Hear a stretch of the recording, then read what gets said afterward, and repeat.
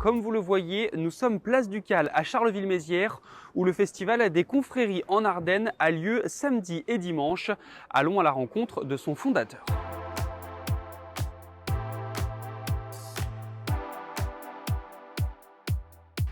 Bernard Giraud, bonjour. Bonjour Antonin. Merci de nous accorder ces quelques minutes ici, place du Cal à Charleville-Mézières. Pour ceux qui ne connaissent pas le Festival des confréries, est-ce que vous pourriez tout d'abord nous le présenter? Ça, le Festival des confréries il existe depuis 2004. On a eu 3 éditions qui se sont déroulées au Parc des Expositions de Charleville-Mézières. Puis depuis 2007, on est sur cette magnifique place du Cal qui nous héberge tous les ans. Un lieu idéal pour recevoir toutes ces belles confréries avec leurs beaux costumes qui viennent de toute la France, qui viennent de Belgique, de toute la Belgique aussi. Et donc cette année, c'est la 17e édition du festival. Et comme à chaque édition, nous avons décidé de mettre une région à l'honneur. Et cette année, pour cette 17e édition, c'est le Languedoc-Roussillon qui sera à l'honneur. Alors, une confrérie, concrètement, qu'est-ce que c'est? Une confrérie, c'est une association, loi de 1901, qui rassemble des gens qui sont attachés à promouvoir un produit, une recette, en fait à défendre un patrimoine gastronomique. Donc c'est ce qui réunit un petit peu toutes ces confréries que nous allons accueillir ce week-end sur la place du Cal. Quelles sont les particularités de cette édition 2022? Alors, particularité, je vous l'ai dit, donc il y a le Languedoc-Roussillon qui est l'invité d'honneur. Ils viennent avec quand même 17 confréries, ce qui n'est pas rien, dont 10 qui proposeront leurs produits à la dégustation et à la vente. Et parmi ces produits, il y a quelques confréries et quelques produits célèbres, comme le cassoulet de Castelnaudary, qui est un plat emblématique de la cuisine française.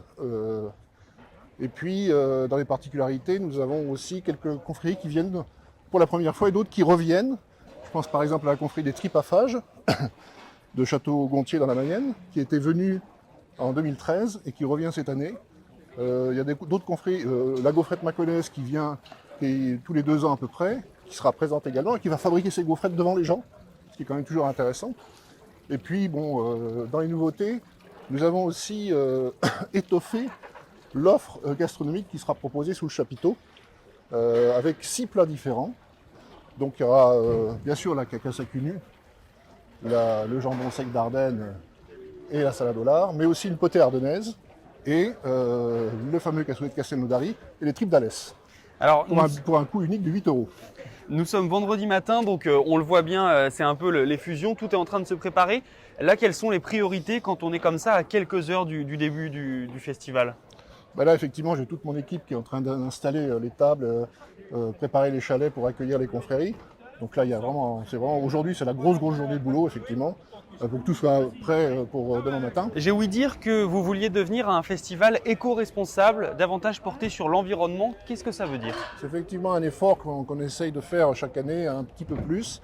Et donc cette année, nous avons par exemple des couverts et des assiettes qui sont 100% compostables pour toute la restauration qui va avoir lieu sous le chapiteau. Il faut savoir quand même qu'on fait à peu près pas loin de 2000 repas sur un festival comme ça. Et puis nous avons aussi passé une convention avec Valodea pour installer des poubelles de tri.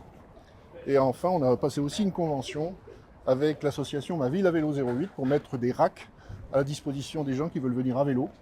Voilà, donc c'est quelque chose qu'on développe un petit peu plus tous les ans, effectivement. Je reviens sur l'animation. Qu'est-ce qu'on va pouvoir retrouver samedi et dimanche pour les personnes qui viendraient ici? Alors, samedi, on aura bien évidemment le Bagad Ardouin, parce que ce sont des fidèles du festival, ils viennent tous les ans. Et ils sont toujours très appréciés. Et dimanche, on aura pour la première fois par contre, on fait venir la fanfare de la Sorbonne à Paris. Ils seront 45 musiciens, 45 jeunes étudiants donc, qui vont un peu mettre le feu place du Cal. Ça risque de bouger un peu, ça va être sympathique.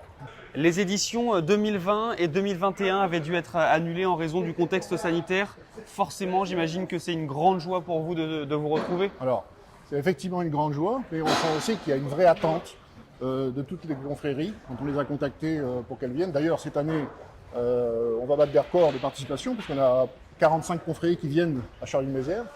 Et effectivement, pour nous, c'est un vrai plaisir de les retrouver parce que ce sont des moments conviviaux qui nous manquaient. Il faut savoir que le Festival des confréries, c'est un festival intergénérationnel, on vient en famille ici.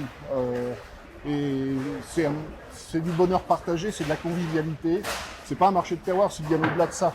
Il y a une dimension culturelle, il y a une vraie dimension festive surtout. Le message est passé. Merci beaucoup Bernard Giraud.